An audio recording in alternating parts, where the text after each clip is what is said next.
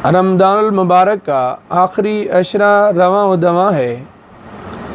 27ویں کی عظمتوں برکتوں والی رات جلوہ گر ہونے والی ہے کہ جس رات میں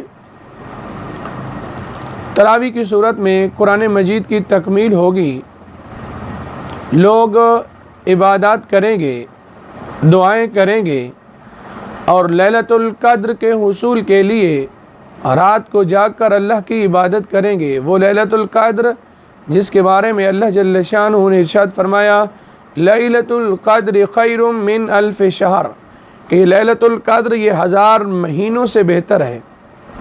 اور الحمدللہ حفاظ کرام قراء اعظام جن کو میں سلام پیش کرتا ہوں، جو بھرپور محنت کے ساتھ قرآن مجید کو مکمل کریں گے، اور اس موقع پر ہدیہ تبریک پیش کرتا ہوں معاشرے کے ان افراد کو کہ جو حفاظ کرام کی دل کھول کر اپنے رزق حلال سے خدمت کریں گے۔ اور میں خراج تحسین پیش کرتا ہوں مساجد کی ان انتظامیوں کو جو اس موقع پر پیچھے نہیں رہیں گے، بلکہ اپنی اعلیٰ ظرفی کی اعلیٰ مثال پیش کرتے ہوئے ان علماء، ان حفاظ، ان قراء کرام کی بھرپور طریقے سے حوصلہ افزائی کریں گے۔ لیکن ذرا رکیے اور سنیے اور دل تھام کے بیٹھیے۔ 27ویں کے دن کو آپ کو کچھ اور باتیں بھی سننے کو ملے گی۔ گلی میں کھڑے چند افراد، مسجد کے کونے میں بیٹھے چند لوگ یہ بھی کہیں گے کہ یار بڑا مزہ آیا، ساڑھے قاری صاحب نے تو کمال کر دیتا ہے، بہت سرور آیا، بہت پیارا قرآن مجید اس نے سنایا ہے۔ تو پھر آگے سے یہ پوچھا جائے گا یار آپ نے خدمت بھی تو بڑی کی ہوگی۔ ہاں کمال کر دیا ہم نے بڑی خدمت کی ہے، پورا 10,000 روپے ہم نے اس کی خدمت کی ہے، ماشاءاللہ۔ یار آپ نے تو کمال کر دیا، بھائی کیوں نہ کرتے، ہمارا محلہ بڑا وسیع محلہ ہے اور ہماری آبادی اتنی وسیع آبادی ہے، اور ہمارا چاک وہاں تو کھاتے پیتے لوگ موجود ہیں۔ ہمارا شہر میں جس محلے میں ہمارا جس علاقے میں ہمارا گھر ہے، جس سوسائٹی میں ہم رہتے ہیں، بڑے وہاں لوگ رہتے ہیں، تجار لوگ رہتے ہیں، بڑے کاروبار بزنس مین لوگ رہتے ہیں، ہم نے پورا 10,000 روپیہ ایک قاری صاحب کی خدمت کی ہے۔ کمال نہیں ہو گیا یار؟ معزز سامعین و حاضرین ذرا غور تو کیجیے یار، اس 10,000 کو اگر اس پورے محلے پہ تقسیم کریں تو ایک گھر پہ 100 روپے شاید آئے گا، اور اگر 100 روپے کو تقسیم کریں 27 دنوں پہ تو 4 روپے بھی نہیں بنیں گے۔ تو گویا کہ ایک گھر نے ایک قاری قرآن کی، حافظ قرآن کی، جس نے ان سے کچھ طے نہیں کیا تھا، آیا اور اللہ کی رضا کے لیے اس نے قرآن مجید سنانا شروع کیا، اس کی یہ خدمت ہوئی۔ یار آپ کیا سمجھتے ہیں قرآن مجید سنانا آسان ہے؟ آسان کام ہے؟ بھائی مقتدی تو آیا اور پیچھے کھڑا ہو گیا، آنکھیں بند ہیں کھلی ہیں، سوچ رہا ہے نہیں سوچ رہا، قرآن سن رہا ہے توجہ ہے نہیں ہے۔ لیکن اس حافظ قرآن کو ذرا غور دیکھیے، اس نے قرآن مجید سنانا ہے، تراویحوں کی رکعتوں کا خیال کرنا ہے، کہاں قرآن مجید اس نے روکا تھا اور کس جگہ سے سٹارٹ کرنا ہے اس نے اس کا خیال رکھنا ہے، کتنی رکعتیں ہوئی ہیں اس کا خیال رکھنا ہے اس نے، حتیٰ کہ قرآن مجید کے جو حروف ہیں ان کے مخارج کا خیال رکھنا ہے، شد مد زبر زیر اس کا اس نے خیال کرنا ہے، اور پھر نماز کا بھی خیال کرنا ہے کہ کہیں میں ایسا کوئی کام نہ کروں نماز کے اندر کہیں نماز ہی نہ چلی جائے، نماز کے خشوع و خضوع کا بھی اس نے خیال کرنا ہے۔ یہ سارا کام ایک حافظ قرآن کرے گا، اور پھر صرف اس نے ایک نماز آپ کو نہیں پڑھائی تراویح کی، بلکہ 5 گانا نماز بھی اس نے ٹائم پہ پڑھائی ہے۔ یار دنیا کے کسی شعبے میں، کسی محکمے میں مجھے آپ ایسی کوئی ڈیوٹی بتائیں کہ 5 گانا ڈیوٹی ہو اور ٹائم کا بھی بالکل خیال ہو، 1 سیکنڈ 1 منٹ کا بھی وہ فرق نہ کرے، اور اس طریقے سے وہ خدمت کرے۔ اور پھر ایک مؤذن، یار مقتدی تو نماز پڑھ کے چلا گیا، اس نے تو اگلی نماز پہ آنا ہے، اس مؤذن نے مسجد کی صفائی کا بھی خیال کرنا ہے، اور ان حالات میں ہر نماز کے بعد مسجد کو اس نے دھونا بھی ہے۔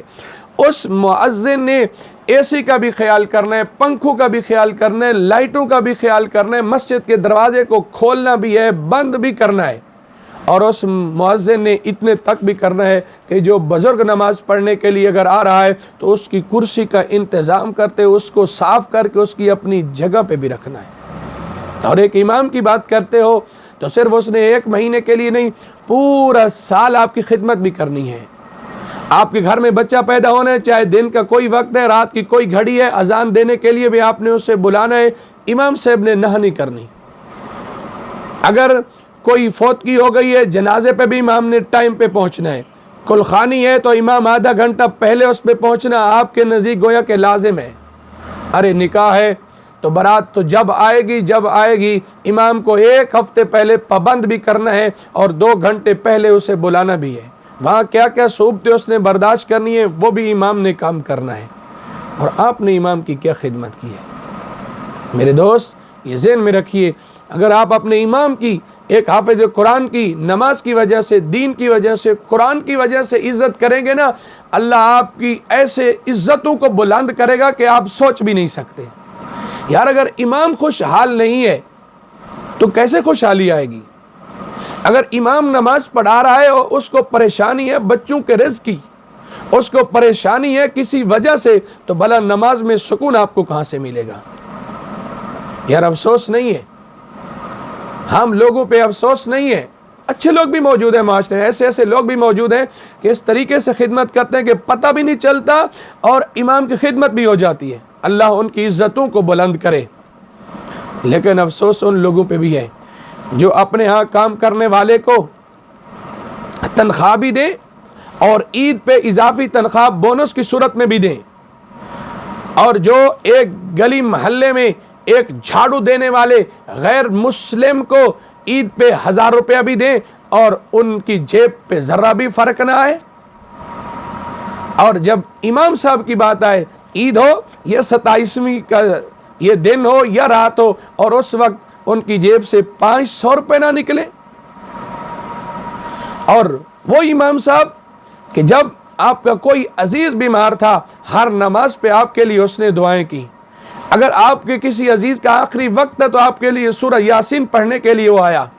کلخانی پہ اس نے دعا کی، جمعے پہ اس نے آپ کے عزیز کی بخشش کے لیے دعائیں کی، اور آپ یہ سلوک کر رہے ہیں۔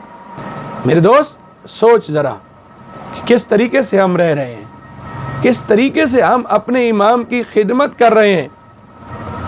یہ ساری چیزیں ادھر ادھر چل سکتی ہیں، ایک امام صاحب کے لیے ہمارے پاس دینے کو کچھ نہیں ہے، اور پھر کہیں گے مہنگائی ہے، یہ ہو گیا وہ ہو گیا۔ مہنگائی میں باقی اخراجات اسی طریقے سے چل رہے ہیں۔ میرے عزیز میں آپ کی خدمت میں عرض کرتا ہوں، ایک امام صاحب کی دین ہونے کی وجہ سے آپ عزت کریں، پھر دیکھیں آپ کے گھر میں برکتیں کیسے ہوتی ہیں۔ اور میں اس موقع پہ یہ بھی کہوں گا، مجھے افسوس اس MNA، اس MPA پہ بھی ہے، اس وزیر و مشیر پہ بھی ہے، جو ووٹوں کے وقت تو ہر امام سے آ کے سلام بھی لے اور اپنے جیت کے لیے اس سے دعائیں بھی کروائے، اور اس عید کے موقع پر امام کو بھول جائے۔ ہر اچھی جو خوشی کا موقع ہو امام کو بھول جائے۔ اس کا کوئی عزیز فوت ہو جائے تو امام کو فون کر دے، جی 40 بچہ چاہیے قرآن پاک پڑھانے کے لیے، اور جب خوشی کا موقع ہو تو پھر امام اسے یاد نہ رہے۔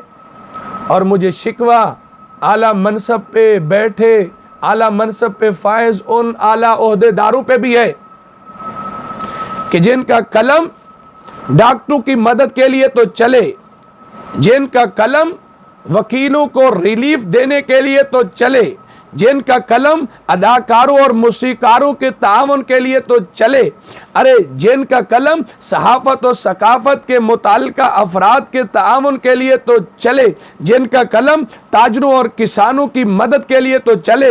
چلنا چاہیے، اور نہ چلے اس کا قلم، نہ چلے، پھر کہوں گا نہ چلے تو ایک امام صاحب کے لیے نہ چلے تو مدرسے کے انتظام کے لیے نہ چلے۔ افسوس نہیں ہوگا؟ اگر تم ہی نہ سنو گے تو پھر کون سنے گا؟ یہ دل کی صدائیں ہیں، میری آواز نہیں، کاش کہ تیرے دل میں اتر جائے میری بات۔ اور آخر میں ان حفاظ، ان علماء کرام، ان قراء کو سلام پیش کرنے کے ساتھ ساتھ عرض کروں گا آپ اس جذبے کو سلامت رکھیے، چھوڑیں ان افراد کو، یہ نہیں کرتے تو نہ کریں، وہ رب رزق دینے والا ہے۔ آپ خلوص نیت کے ساتھ دین کا کام کیجئے، انشاءاللہ اللہ آپ کو ایسی ایسی جگہوں سے رزق دے گا۔ وَمَن يَتَّقِ اللَّهَ يَجْعَل لَّهُ مَخْرَجًا وَيَرْزُقْهُ مِنْ حَيْثُ لَا يَحْتَسِبُ، کہ آپ کا وہم و گمان بھی نہیں ہوگا۔ والسلام۔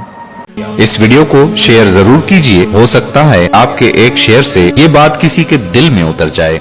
جزاک اللہ۔